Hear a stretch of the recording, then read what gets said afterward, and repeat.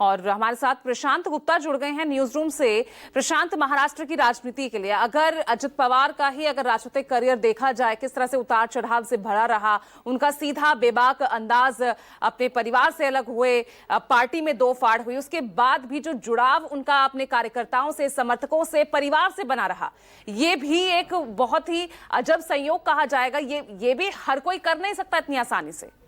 अब बिल्कुल देखिए, अजीत पवार का महाराष्ट्र की राजनीति में एक बड़ा चेहरा, बड़ा योगदान रहा है। शरद पवार जो कि उनके चाचा हैं, उनकी उंगली पकड़कर उन्होंने राजनीति का ककहरा सीखा और अपनी महाराष्ट्र की राजनीति में उन्होंने एक बहुत बड़ी पैठ बनाई। और देखिए, लगातार राजनेताओं की प्रतिक्रियाएं सामने आ रही। प्रशांत गुप्ता लगातार न्यूज रूम से बने हुए हैं। जी प्रशांत। देखिए, मैं जैसा बता रहा था कि अपने चाचा से अलग होने के बावजूद भी उन्होंने अपने पारिवारिक धर्म को नहीं छोड़ा। उन्होंने वो जो सभी रिश्ते निभाए। हमने वो तस्वीरें भी देखी जब दिवाली पर वो पहुंचे, परिवार के साथ पहुंचे, और अक्सर कर वो अपने परिवार में अपने भाइयों से, माफ करिएगा, अपने भतीजों से, अपनी बहन सुप्रिया सुले से और अपने चाचा अजीत पवार से वो मिलते रहे। राजनीतिक विचारधारा दोनों की अलग हो गई थी एक समय पे, लेकिन उसके बावजूद भी उन्होंने अपने परिवार को एकजुट रखने की पूरी कोशिश की। इस बात के कयास लगाते रह गए कि महाराष्ट्र की राजनीति में क्या दोनों पवार एक साथ में आ जाएंगे, क्या अजीत पवार, सुप्रिया सुले फिर एक बार अजीत पवार के साथ में आएंगे। और तमाम विरोधों के बावजूद जब अजीत पवार के ऊपर सियासी हमले हुए या फिर सियासी विस्फान में जाने की बात हुई, तब अजीत पवार उभर कर सामने आए। कई तरीके के आरोप लगे इस राजनीति में उनके ऊपर, लेकिन उन सबको। और देखिए, आप तस्वीरें भी आपको लगातार हम साइड से दिखा रहे हैं जहां पर ये उनका अजित पवार का विमान क्रैश हुआ है। प्रशासनिक टीम वहां पर मौजूद है, पुलिस की टीम वहां पर मौजूद है, जो रेस्क्यू टीम है वो वहां मौजूद है। सभी जांच अभी फिलहाल की जा रही है। और प्रशांत गुप्ता हमारे साथ लगातार बने हैं। प्रशांत, अपनी बात को कंटिन्यू कीजिए, क्योंकि अजित पवार एक ऐसे नेता जिनका सपना हमेशा से सीएम बनने का रहा है और उन अपने अंतिम इच्छा को अपने साथ ही लेगा अजित पवार।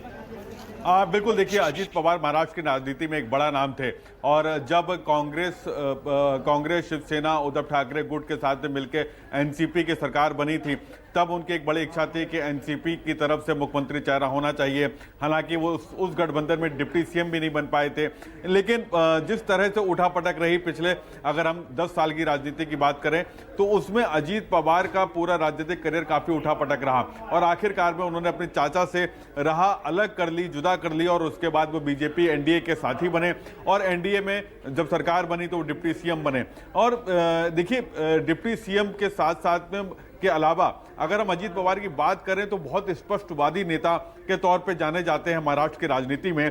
जब लाडली बहन योजना शुरू हुई तो वित्त मंत्रालय उनके पास रहा। वित्त मंत्री रहते हुए उन्होंने कई बार इस तरीके की बयान दिए कि उनके पास उस तरीके के फंड्स नहीं है जो इस तरीके की योजनाएं शुरू की जाएं, लेकिन उस योजना का लाभ मिला और एनडीए एक बड़े बहुमत के साथ में महाराष्ट्र की राजनीति में वापसी करी। तो उस योजना को किस तरह से पूरा किया जाए, कैसे बजट को मैनेज किया जाए, इसके ऊपर वो बहुत स्पष्ट रूप से अपनी राय रखते रहे। राजनीति की अगर हम बात करें तो बहुत बड़ा नाम महाराष्ट्र की राजनीति में, जिस तरह से पिछले विधानसभा चुनाव हुए और उसमें अजीत पवार की पार्टी ने अपने चाचा से अलग होकर जो प्रदर्शन किया वो बहुत काबिले तारीफ था। ये कहा जा रहा था कि शरद पवार जो हैं वो महाराष्ट्र की राजनीति के भीष्म पितामह हैं, लेकिन अपने ही चाचा को जिस तरह से उन्होंने पटकनी